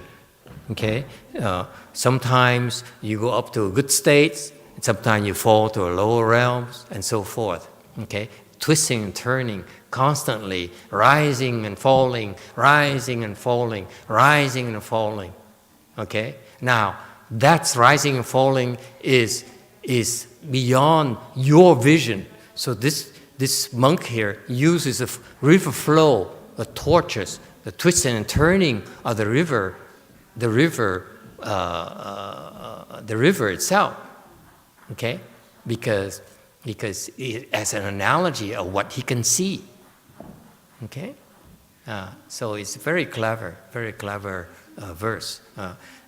So once you see your nature, you will be able to see that you're able to, wherever you have a twist, You can see clearly, you go the other way, you still see clearly, you see clearly, you still see clearly, you see clearly. So it means that once you see your enlightened nature, the twisting and turning no longer confuses you, no longer bothers you, no longer misleads you.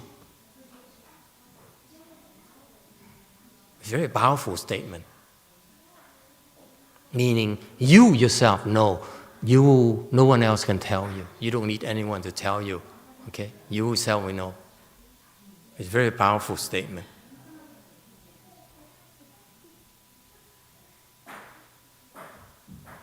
Okay, now, 293. My late master, my late teacher, Master Shenhua, I don't know why I put this, let me read it. The basic substance of the self-nature, which is enlightened from the beginning, is in accord with the shift and flow of external conditions, and yet it does not change.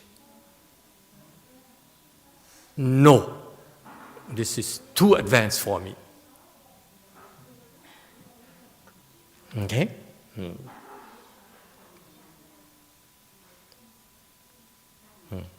This I don't know why he went through go to these sublime concepts, and then refuse to elaborate on the subtleties of these verses. The verse is so beautiful, and then he would overwhelm you with these heavy duty concepts.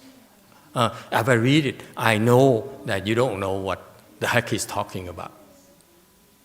Okay? Yes, sir. Oh, finally he's awake. All right. I drew him out of his samadhi. Yes, sir. Go ahead. Read. Could the person say that because even though you go through what you guys call it, the wheel circle of reincarnation, I forgot what you guys call it, that wheel, Yeah. even if you go up and down and the river is all over the place, but could it be yet it's not changed? Could that be referring to the self-nature will never change? Could that be? Yes, but what my master, that's very good. What you understand what Master Shua is saying, okay? However, you're missing out on the illuminate.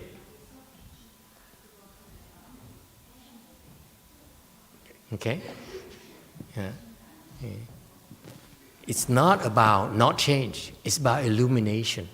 So my master puts emphasis on not change because maybe at the time these people were changing like crazy. Okay, maybe so. But in this verse here, right now, to me, he's talking about illuminations, meaning being able to see clearly. It's not about not change. You understand?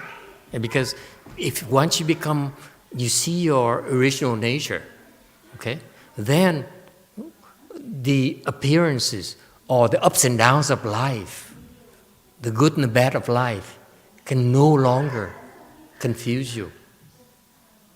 Because you can see them clearly why it is so, why you're supposed to suffer, why are you supposed to be happy, why is that you were able to do 7 days, okay, and so forth. So you understand, you see why, and you become relaxed. You don't blame others anymore. Do you understand that? When you see these things, you don't say, it's your fault. Why are you like that?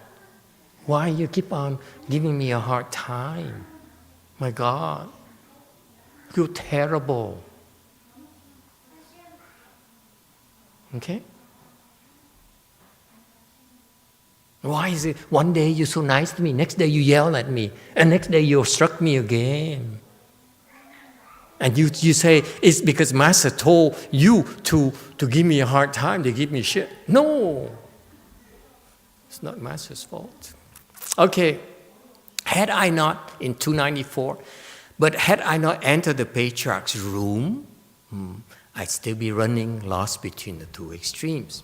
He says, I'm so lucky that I got into the Patriarch's room here, and the Patriarch compassionately explain it to me, talk to me, explain it to me, I would still be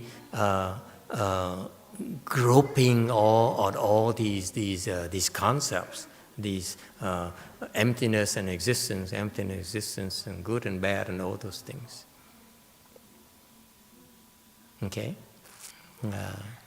So Master Shehua says, understanding this, Zhu Chang, find a middle way between the two extremes of seeing nothing and knowing emptiness. Yeah,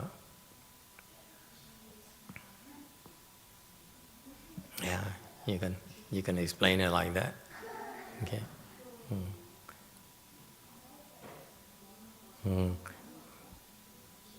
Of seeing nothing and knowing emptiness. Yeah. Well. Okay. Any questions? We still have a few more minutes. If you ask questions, much easier for me. If I need to elaborate on the subtle meaning of these verses, it makes me hungry. Because it takes up a lot of energy. Okay, never mind. You are not cooperating as usual. 295 Sutra Text. One day.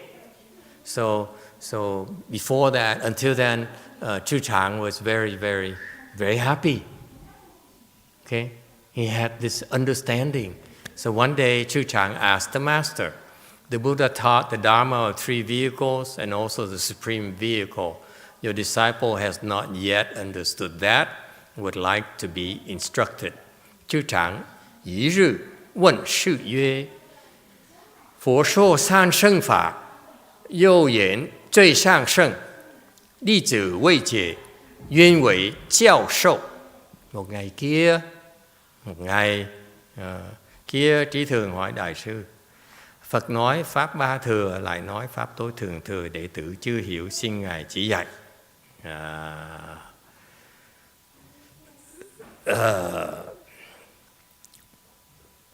So he's asking about the Buddha's teaching. He's very erudite as a monk. The Dharma, three vehicles and supreme vehicle. What does it tell you? This guy is still not enlightened yet. That's where he's at today, at that point in time. He's still not enlightened. All right? Did someone ask earlier, was he enlightened, or some five fingers said, is this an Arhat? Probably at this stage, he's probably in the Arhat range. Okay? Meaning he has some wisdom. Now he can be taught. Below that, let him suffer.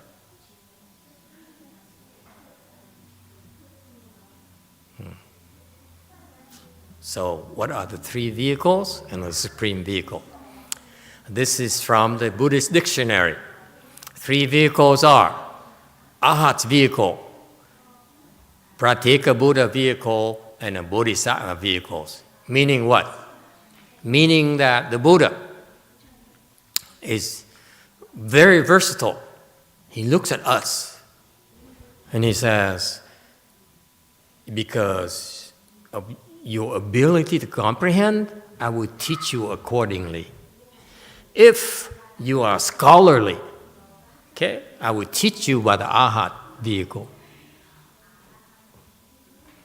In other words, I'm telling you, if the academians, if those bookworms want to learn Buddhism, they should learn the Arhat vehicle to help them break through their attachments, their delusions, the many delusions. Okay? And if you better get your higher potential, then you can learn about the Pratyeka Buddha vehicle. Okay, what is the difference between the Arhat and Pratyeka Buddha teachings?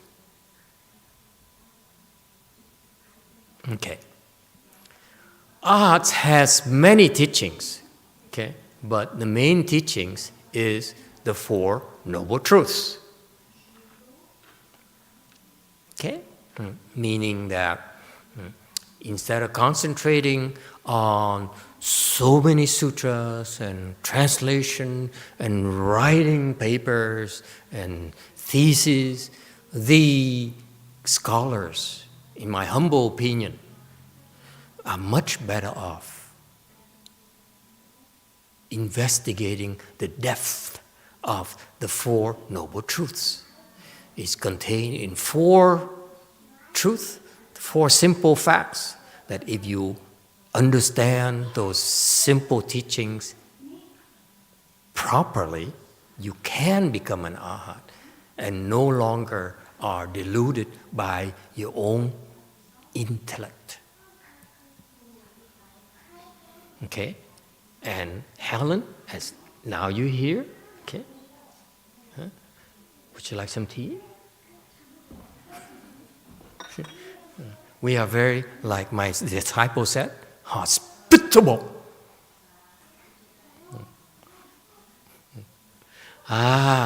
He says, so an Arhat, what are the Four Noble Truths? You're probably wondering, sir. The Four Noble Truths are the truth of suffering. This is suffering. The truth of accumulation. The truth of, I forgot. Darn it. Extinction. And the truth of, thank you, sir, the way. What does it mean? Would you like to know? Yes? Suffering, meaning that look at your life. Okay? There's so much suffering. I talked to someone today, and she says, I don't know why, but my life, I'm so unhappy. I'm so unhappy. And whenever I have something pleasant, good thing happen to me, it doesn't last. And that's the truth of suffering. Ladies and gentlemen, look at your own life. I loved it. I said, wow, how appropriate. I need to find a way to use that discovery from a non-Buddhist. She's non-Buddhist, by the way. Very proud Catholic. Very proud. But he says, I don't know why, but my entire life is all suffering. Every time something good happens to me, it doesn't last. Never. That's suffering, ladies and gentlemen. Isn't it powerful? I cannot find a more powerful example on that Catholic person as an example. Yes, sir.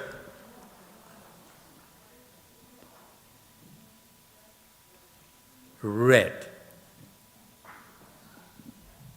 What suffering, this is my own opinion, we always have to suffer because we're alive, we are on this world.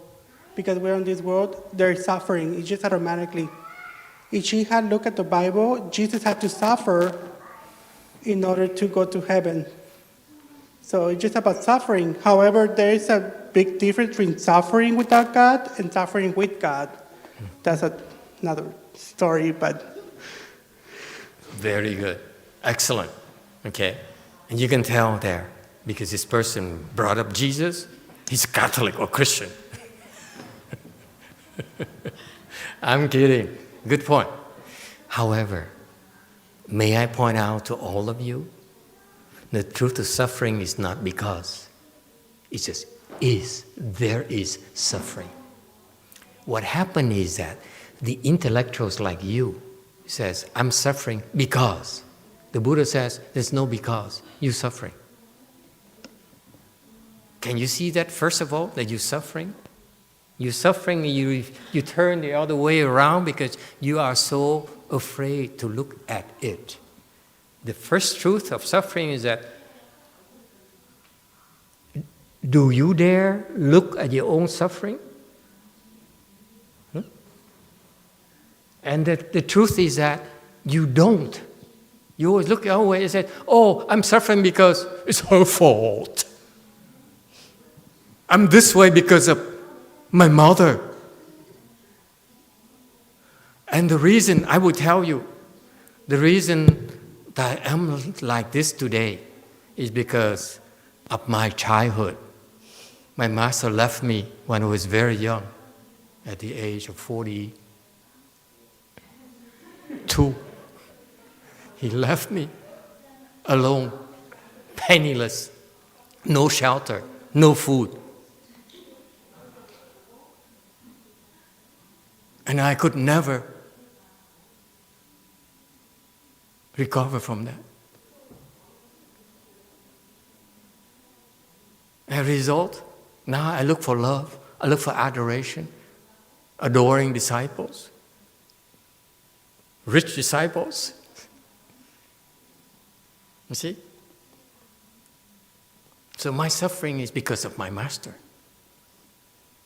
And the Buddhist teaching is not like that. It says, you suffering. It's not because you suffering. Yes? Is it clear? It's so powerful. We suffering. Period. It's no because. Number 2, accumulation. What does accumulation means? You, Buddhist disciples, impress our guest. 5 fingers. What's accumulation? No answer. Master, do you mean suffering accumulates if you don't cultivate? Because like if you don't cultivate, you go get married, and then you have a child, and you have triple more suffering. If you cultivate, it accumulates even more. Really? No, the other way. The other way. If you don't cultivate, the suffering accumulates. But when you cultivate, it accumulates faster. Really? Okay. Really. That's why it's not for the non-Buddhists. Okay, anyone else? What's accumulation? Huh? Accumulation means, it's very simple. I will simplify for you because most of you are new to this, so I need to put it in a way that everyone can understand. Accumulation means that the suffering here you experience today, okay? Tomorrow, more will pile up on top of it. And the day after tomorrow, more. And next week, more. Whether you like it or not. It's multi-layered.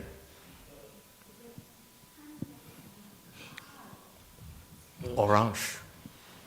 Yeah, well, what's happening in Los Angeles now is a total explanation of that illustration. The suffering is accumulating. The COVID-19, you have the idiotic riots and the idiotic demonstrations, and everybody is suffering like mad. And every day the suffering increases and it never stops. It just gets worse and worse and worse. It piles up.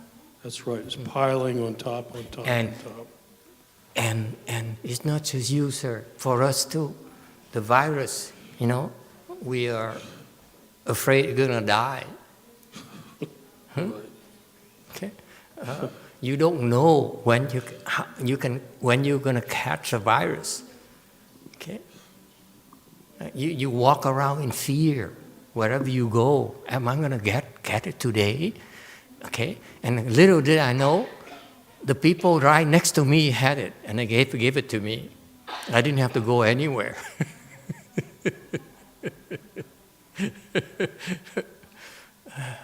I could shoot them. And then after that, some reason our followers knew no one came to our temple. so we're sick. No one comes to the temple. Huh? No food. Too much rice. Okay? So you have all these sufferings. And then, lo and behold, we have this colored person being killed somewhere else. They're so far away from us. We have nothing to do with it. We're Asians, for God's sake. And we still suffer because of it. So it's not bad. It's bad enough we don't dare go outside because we're Asians. We don't want people think of us as Chinese. We're not Chinese. Okay? We're international. Helen likes it. And now we can't go anywhere because of the curfew. Anyway, so you have all these layers upon layers upon layers upon layers. Okay? It's nobody's fault. The teaching is not meant to say it's because of you colored people, because of you white people, because of you ignorant people, because of you evil people, because of you demons. No! It's just suffering. And it accrues. Layer upon layer upon layer upon layers.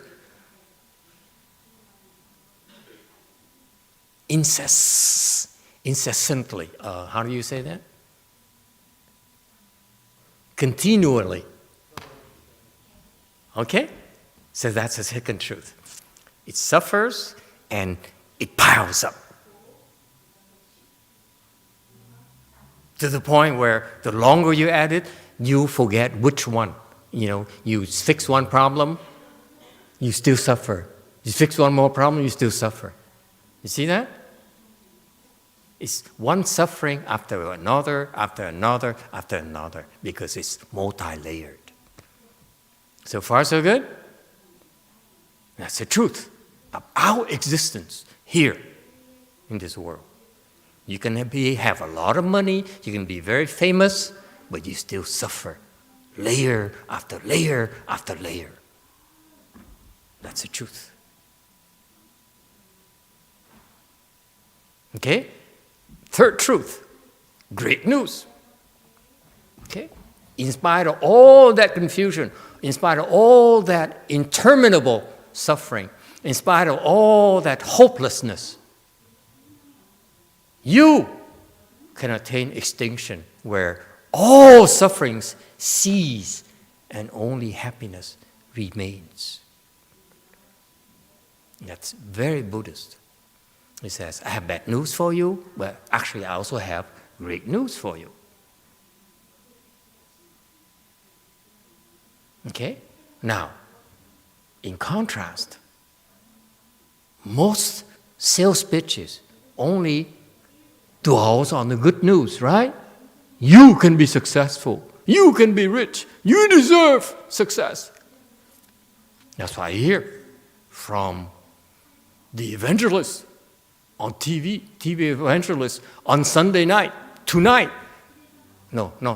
night, right after lecture on 11, I tune in to Channel 2 in Los Angeles and listen to a TV evangelist, very famous. Okay? And he talks about success. And his big stadium of 100,000 people. On his pan of cameras, he have this young couple, 30s, 40s, well-dressed, makeup, beautiful fingernails, which is rare nowadays because no nail stations are open. No salons are open. You know that? For you to do nails, if you have nice nails nowadays, you're very special. Look at my fingernails. See that? So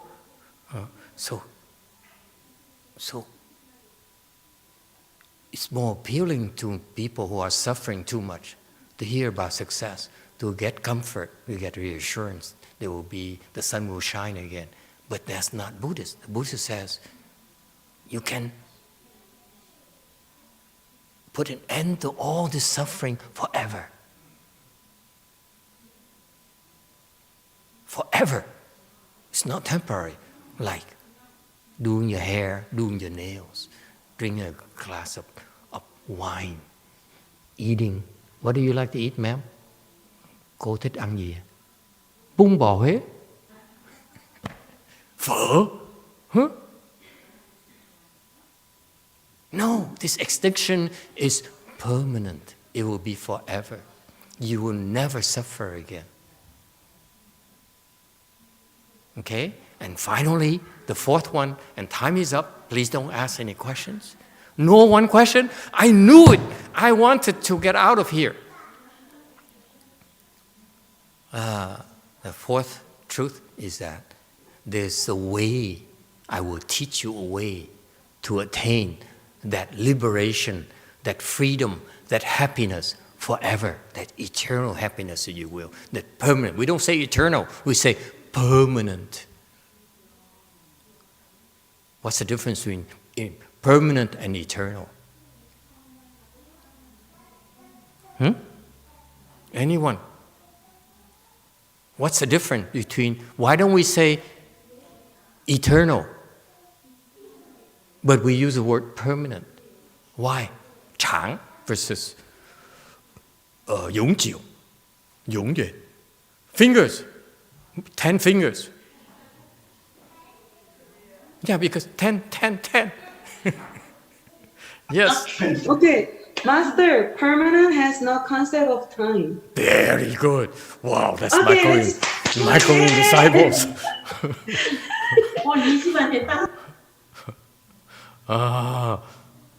Permanent, when you say eternal, there's still a notion of time. There's no more notion of time. It's timeless.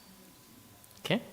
So this way here, there's a way that we can show you how to get to that state of permanent happiness, permanent bliss, permanent peace, if you will. Okay, quick question, we go. Please elaborate. Why? Please elaborate. Oh, we only talk about Arhat's vehicle. Maybe next time we talk about Pratyeka, Bodhisattva and stuff. Would you like to? Or shall we skip to the next? Huh? Tomorrow night. We ran out of time. Yes, quick question. Is he saying there are 3 vehicles in total, or 3 vehicles and the supreme vehicle, making 4 total vehicles? Yeah, 4 total vehicles. Very good. Thank you, Lord, for that quick question. Okay, so tomorrow night, we continue with the slide 296. All right? Good night, everyone. Sayonara. Thank you.